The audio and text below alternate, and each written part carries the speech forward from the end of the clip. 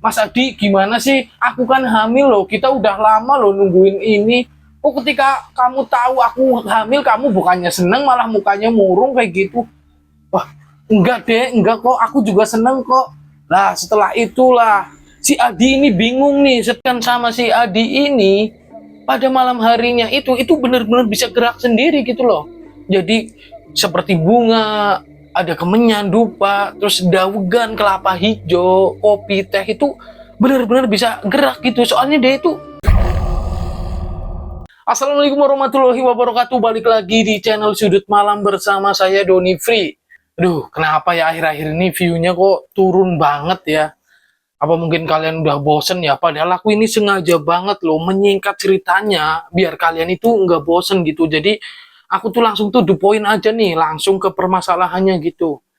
Duh, tapi nggak apa-apa deh. Semoga kalian nggak bosen sih ya.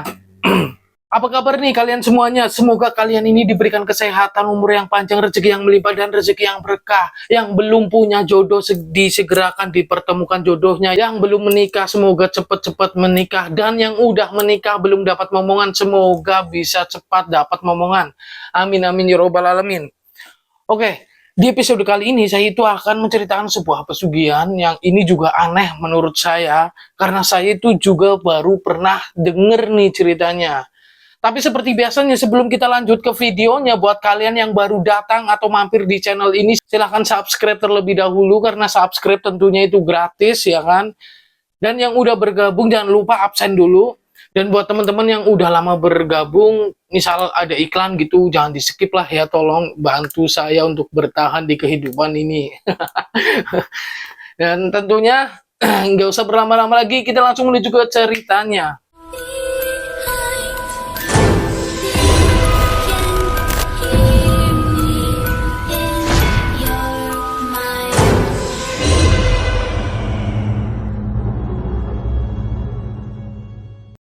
Sebut saja namanya Adi.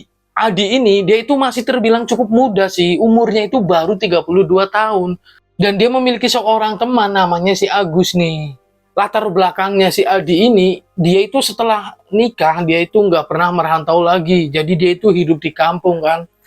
Dia itu emang ekonominya ya Allah. Bahkan menurut si Agus nih, sahabatnya si Adi ini sering banget nggak makan. Ya karena dia itu ya bekerja serabutan lah intinya. Nah di sini si Agus ini sering banget ngebantu si Adi nih, kadang dia pinjemin duit dan lain sebagainya. Nah di suatu waktu si Adi bersama si Agus ini lagi pergi nih, dia itu lagi cari kerjaan ya tentunya di proyek lah, di kuli bangunan gitu. Dan pada saat duhur, adzan duhur, mereka itu berhenti di sebuah warung. Mereka itu di situ nggak makan siang karena mereka ini emang nggak punya duit pada saat itu. Mereka itu hanya pesan kopi nih di warung tersebut.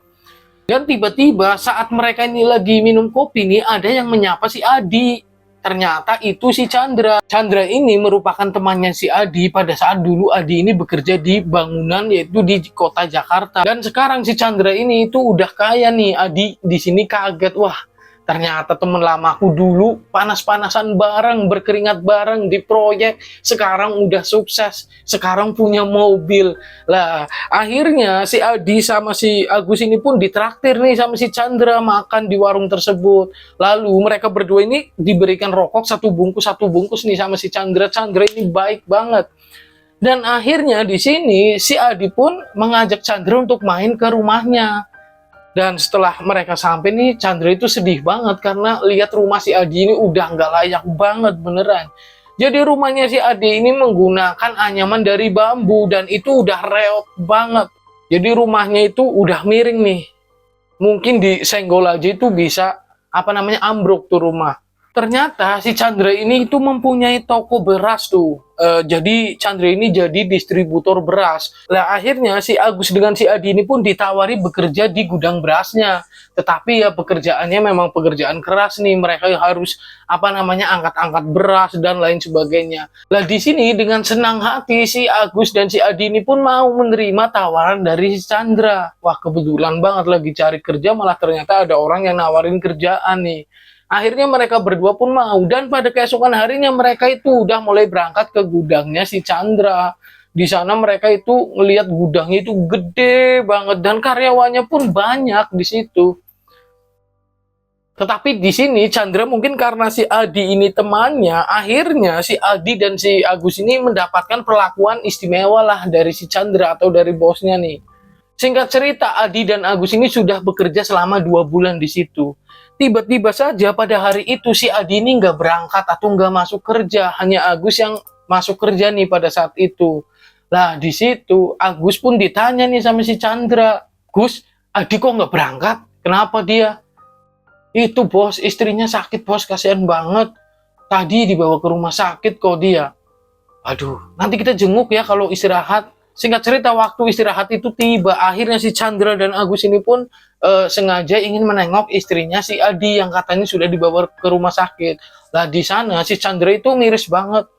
Di, kenapa sih buat perawatan istri kamu kasih nomor berapa nih? Di kamar nomor berapa? Banyak banget gini pasiennya, gimana istri kamu mau bisa istirahat? Udah pindahin aja ke VIP di kelas nomor 1. Lah di sini kan Adi emang nggak punya duit, akhirnya dia tuh nolak. Aduh Ndra, aku itu nggak punya duit Ndra, bingung nanti kalau di kelas 1 bayarnya gimana. Aku sih sebenarnya kasihan sama istriku. Ya sama aja bohong kan, di rumah sakit kayak gini tapi di dalam kamarnya pasiennya banyak, emang nggak bisa istirahat dia. Udah, kamu nggak usah pikirin biayanya, kamu pindahin aja sana, kamu ngomong sama perawatnya. Akhirnya di sini istrinya si Adi ini pun dibawa ke ruangan nomor 1. Ini kelas apa ya, kelas nomor 1. Pokoknya di kamar itu ada televisinya, ada kulkas, pokoknya mewah lah di dalam kamar rumah sakit tersebut. Nah di sini si Adi ini masih kepikiran bagaimana nanti bayarnya. Lah 3 hari berselang nih, ini saatnya istrinya si Adi ini pulang dari rumah sakit, dan di situ si Adi ini kaget banget karena biaya rumah sakitnya totalannya itu hampir 12 juta. Akhirnya sebelum waktunya jam pulang si Adi ini pergi nih, dia menemui si Chandra. Di situ dia pun berniat untuk utang uang si Chandra nih. Dra, maaf sebelumnya ya, bukannya aku gimana-gimana, dan maaf juga kalau aku lancang. Kenapa sih Di, udah ngomong aja nggak apa-apa. Kita kan udah kayak saudara loh. Gini Ndra, nanti sore kan istri aku pulang. Dan semua total biaya yang dibutuhkan itu sampai 12 juta Ndra. Aku boleh nggak Ndra, pinjem kamu dulu. Nanti aku bayarnya potong aja deh gajiku di setiap aku gajian. Ah, apaan sih kamu ini? Udahlah.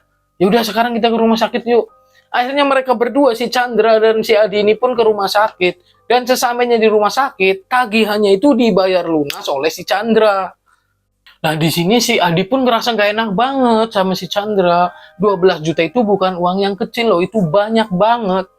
Dan akhirnya si Chandra ini ngomong sih sama si Adi, udah kamu gak usah pikirin itu, udahlah. Namanya juga kan, aku kan udah ngomong nih, aku sama kamu itu udah kayak keluarga, udah gak usah dipikirin itu semua. Dan karena itu si Adi ini ngerasa dia itu berhutang budi nih sama si Chandra. Akhirnya dia itu bekerjanya, waduh, beneran jadi tambah giat banget, ulet banget. Bahkan ketika ada truk bongkaran beras datang tuh, misal di jam-jam karyawan ini udah selesai jam kerjanya, si Adi ini nggak pulang loh. Dia bahkan mau ngelakuin lemburan itu, nurunin semua beras-beras yang dari truk tersebut untuk memasukkan ke gudang itu sendirian. Dan itu dijumpai sama si Chandra pada saat itu jam 11 malam. Di, kamu ngapain sih? Yang lain udah pada pulang loh, ini kan bisa dibongkar besok. Udah Andra, nggak apa-apa. Ya anggap aja ini aku bayar utang kamu. Ya Allah, Di. Aku kan udah ngomong sama kamu, nggak usah dipikirin lagi. Kamu jangan kayak gini lah, waktunya kerja-kerja, waktunya pulang, ya udah pulang. Kasihan istri kamu di rumah loh. Udah Ndra, nggak apa-apa, aku selesain. Aduh, kamu ini keras kepala banget sih. Akhirnya si Chandra ini pun memanggil si Agus nih, buat ngebantuin si Adi. Kasihan banget, Adi itu harus bongkar beras 1 truk sendirian nih. Dan setelah jam 1 dini hari, akhirnya proses pemindahan beras dari truk ke gudang itu udah selesai. Di sini mereka berdua, Agus dan si Edi ini nggak langsung pulang. Jadi Adi dan Agus ini diberikan uang 500.000 masing-masing orang. Di sini Adi malah jadi makin gak enak banget. Dia itu kembaliin uangnya, Ndra, nggak usah Ndra. Aku udah makasih banget sama kamu loh. Kamu nggak perlu kayak gini sama aku. Di, kita profesional dong. Ini kan urusan kerjaan nih. udahlah kamu terima aja. Dan ternyata di sini si Chandra ini mau menginap di gudangnya. Dia itu lagi agak selek sama istrinya, dan di sini akhirnya si Adi pun berinisiatif untuk nemenin si Chandra nih, dan Agus pun pulang. Nah di situ si Chandra ini bercerita mengenai perjalanan kesuksesannya. Nah di sini yang membuat Adi kaget, ternyata si Chandra ini, beras ini, usahanya itu hanya dijadikan topeng. Jadi sebenarnya Chandra ini melakukan pesugihan. Di sini Adi kaget dong. Dan ternyata karena kesulitan ekonomi dan lain sebagainya, itu membuat cerita si Chandra membuat Adi ini jadi tertarik. Apalagi di sini menurut si Chandra ini tidak ada tumbal nyawa nih. Wah, Adi tambah tertarik dong. Singkat cerita, pokoknya setelah si Chandra ini menjelaskan semuanya, si Adi ini tertarik. Dia mantap banget, besok pengen ngelakuin ritual pesugihan tersebut. Lah pada keesokan harinya si Agus ini diminta untuk menemani si Adi. Jadi mereka berdua ini nggak berangkat kerja nih. Dan pada waktu malam harinya itu, Chandra itu sudah memberikan alamat lengkap di mana si Adi ini harus datang ke sana untuk melakukan ritual pesugihan dan lain sebagainya. Singkat cerita, akhirnya si Agus dan si Adi ini sudah sampai di tempat dukun yang dimaksud oleh si Chandra nih. Nah, sesampainya di situ, si Adi ini, dia itu bercerita sama si dukun tersebut. Mbah, saya ini udah lama banget hidup susah. Saya pengen jadi orang yang sukses, pengen jadi orang kaya. Saya tahu informasi Mbah itu dari si Chandra, teman saya. Chandra sudah menceritakan semuanya. Udah, Mbah. Nah, di sini akhirnya nih, ternyata semua ritualnya ini tidak pasti nih. Setiap hari apa, ternyata dihitung itu dengan weton, tanggal lahir, dan lain sebagainya. Dan ternyata wetonnya si Adi ini itu cocok untuk melakukan ritual di hari Selasa Pahing. Dan pada saat itu adalah hari Senin. Akhirnya mau tidak mau si Adi dan si Agus itu harus menginap di tempat itu. Ya daripada mungkin si Adi harus pulang dan besok balik ke situ lagi. Lah di sini si Agus ini baru tahu kalau si Adi ini mau melakukan ritual pesugihan. Pesugihan itu nggak main-main loh. Kamu nggak takut apa salah satu keluargamu itu jadi tumbal? Udah Gus, tenang, ini nggak ada tumbalnya kok. Tetapi ya nggak mungkin lah, masa iya sih mereka cuma nih ngasih harta ke Adi, Pak. Sedangkan Adi tidak memberikan apapun kepada mereka, itu nggak mungkin dan nggak ada kalau pesugihan yang seperti itu. Enak banget. Pokoknya si Agus ini sudah nasehatin Adi, tetapi Adi ini tetap ngengkeng aja. Dia itu udah mantep banget pengen ngelakuin pesugihan tersebut. Akhirnya ya udah mau gimana lagi kan. Dan hari keesokannya pun tiba nih. Di sini adalah saatnya di mana si Adi ini melakukan ritual. Dan ternyata ritualnya itu memakan waktu 3 hari 3 malam. Jelas saja ini membuat si Agus ini jenuh kan. Akhirnya si Agus ini memutuskan untuk pulang terlebih dahulu nih. Lagian juga Agus itu sebel banget sama si Adi. Ngapain juga ngelakuin kayak gitu. Sebelum si Adi ini melakukan ritual, Adi ini harus mandi air kembang nih. Lalu setelah itu si Adi ini akan dibawa ke sebuah gua oleh dukun tersebut. Dan nantinya jika si Adi ini melihat pocong atau makhluk setan lainnya, itu nggak boleh takut. Dan Adi ini nggak boleh lari. Jadi dia itu benar-benar harus fokus untuk tetap duduk, dia membaca doa atau membaca mantra sampai di hari ketiga nih.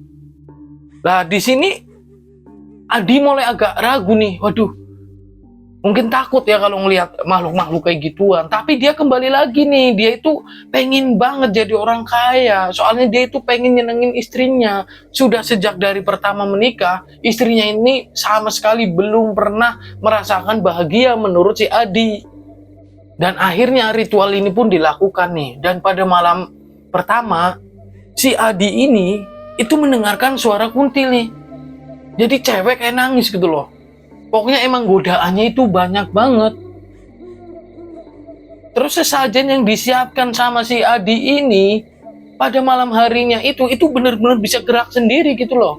Jadi seperti bunga, ada kemenyan, dupa, terus daun, kelapa hijau, kopi, teh itu benar-benar bisa gerak gitu. Soalnya dia itu dengar bunyi ting ting ting ting seperti gelas yang bergesekan gitu loh.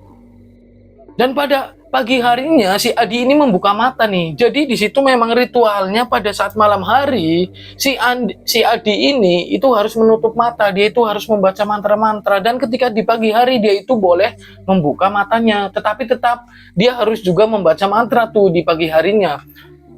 Dan di pagi harinya si Adi ini menjumpai sajanya ini udah habis, bener-bener nggak ada yang tersisa tuh. Bahkan kemenyan itu pun sudah habis. Dan di hari itu ketika mau malam hari, si juru kunci atau dukun ini datang lagi nih. Dia membawa sesajen lagi nih untuk ditaruh di situ.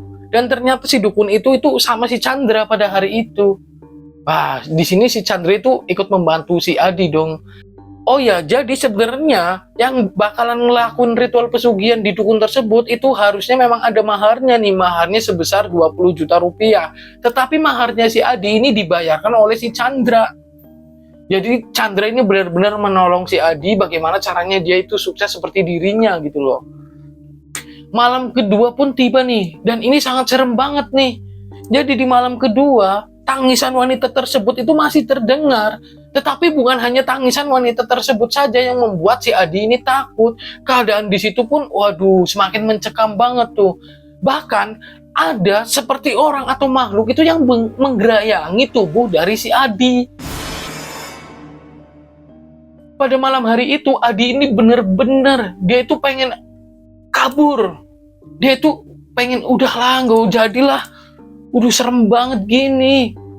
Tetapi ketika ia ini ingin pergi, ingin menyudahi ritual tersebut, tiba-tiba dia itu kebayang sosok istrinya yang berada di dalam pikirannya nih. Jadi di situ dia nggak jadi pergi nih. Mungkin dia itu sayang banget sama istrinya, pengen banget bikin bahagia istrinya. Akhirnya dia tetap bertahan nih. Singkat cerita, akhirnya ritual ini pun sudah selesai. Di sini si Adi itu dijemput sama si Chandra, jadi bukan Agus yang menjemput Adi nih. Akhirnya setelah dia pulang, Chandra ini ngomong sama si Adi, untuk berkamuflase si Adi ini harus tetap bekerja di tempatnya si Chandra. Padahal ini cuma pura-pura sih, biar nantinya dia itu bisa ngomong ke istrinya. Setelah mereka sampai, mereka berdua ini mampir di rumah si Agus, dan di sini Agus diminta tolong agar udahlah, ini kan rahasia, kamu jangan ngomong sama siapa-siapa, tenang kok, ini nggak bakal ngerugiin kamu, Gus. Dan di sini Agus diberi uang nih sama si Chandra, tetapi dia nggak mau nerima karena dia udah tahu sebenarnya Chandra ini juga melakukan pesugihan.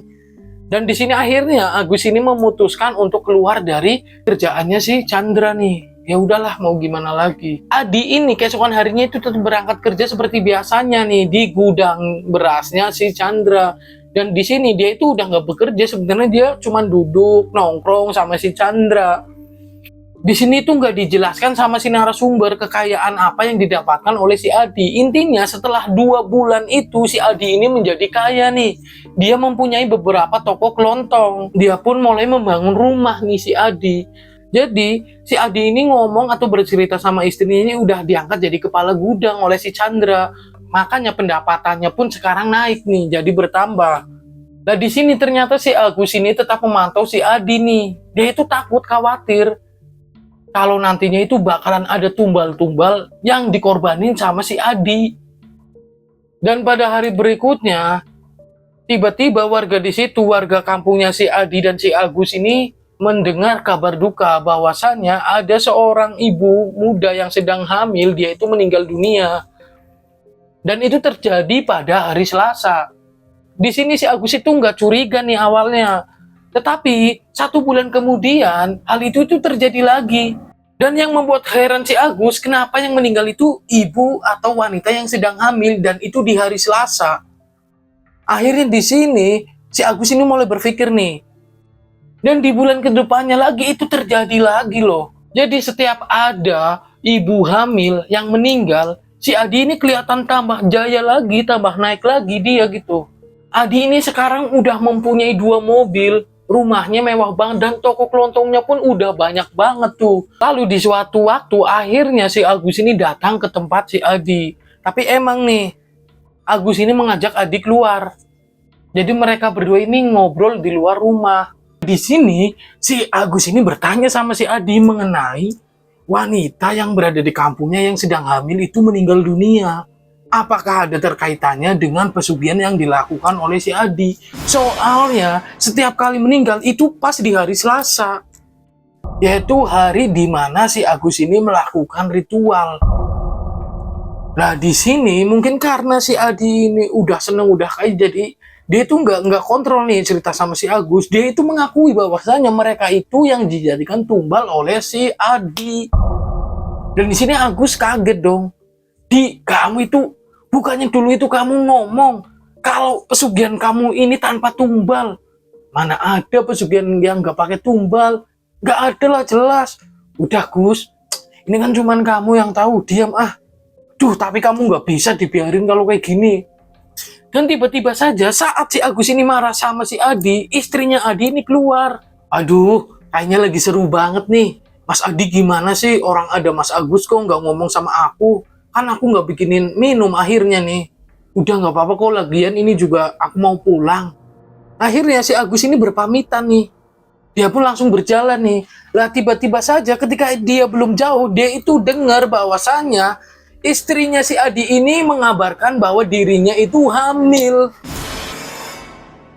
Akhirnya si Agus ini balik lagi nih. Wah, kamu hamil, Rin? Wah, selamat ya. Tetapi mukanya si Adi di sini itu malah nggak seneng. Dia itu malah kayak panik gitu loh. Lalu si Rini, istrinya si Adi ini pun bertanya sama suaminya. Mas Adi, gimana sih? Aku kan hamil loh. Kita udah lama loh nungguin ini. Oh, ketika kamu tahu aku hamil, kamu bukannya seneng, malah mukanya murung kayak gitu.